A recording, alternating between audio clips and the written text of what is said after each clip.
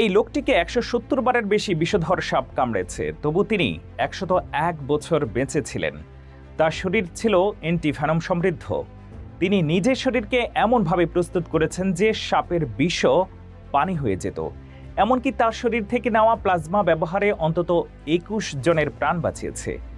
দুনিয়া জুড়ে তাকে সবাই চিনতেন স্নেকম্যান হিসেবে। প্রিয় দর্শক, আমরা এই স্নেকম্যান সম্পর্কে বিস্তারিত জানাবো, তবে তার আগে বলে রাখি, এই ভিডিওটি শুধুমাত্র তথ্য প্রদানের জন্য।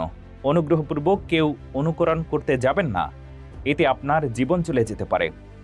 ১৯১৭ সালে জন্ম নেওয়া বিল হাস্ট মাত্র ৭ বছর বয়সে প্রথমবার একটি সাপ ধরেন। তখন থেকে শুরু হয় এক অদ্ভুত আকর্ষণ। কিশোর বয়সে আর ৫ জনের মতো পিছনে না ঘুরে তিনি একেবারে ডুবে যান সাপের জগতে।